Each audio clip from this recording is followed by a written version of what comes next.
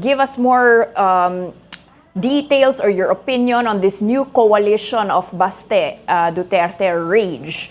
No, is that a strong coalition? Is that uniting different factions into a strong opposition, perhaps?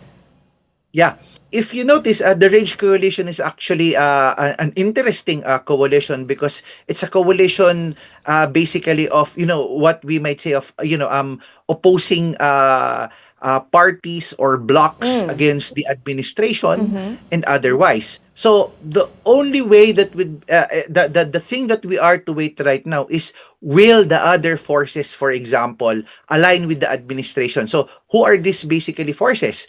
You have basically the Pinks or the Correct. Dilaws and other, the Makabayan bloc for that matter. So in terms of looking at it as such, though VP Sara has a steady number, but in any eventuality that these forces basically align together and consolidate and basically know their role, because as of now, if you look at the manner by which how the key figures of this various groups or opposing forces basically they they have a very strong tendency to really not yield.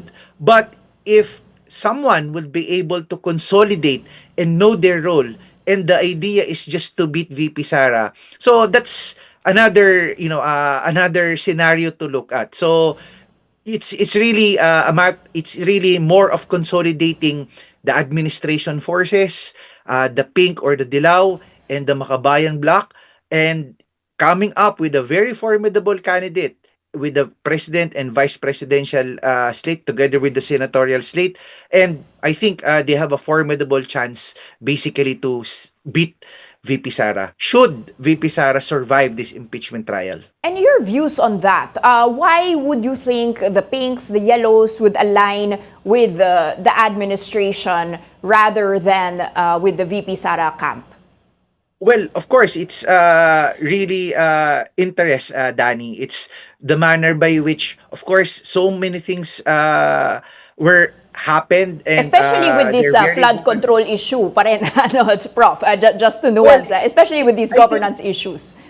yeah, it goes beyond the flood control issue, but I think it's really more of interest. I think they do recognize the fact that with their numbers alone, it's very difficult to beat VP Sara. So I think someone should really, it's like a basketball game, Danny, that there's a role, you have a role to play, and I don't know if you know the movie Moneyball, wherein you have to be a team player with regard to this and know your role.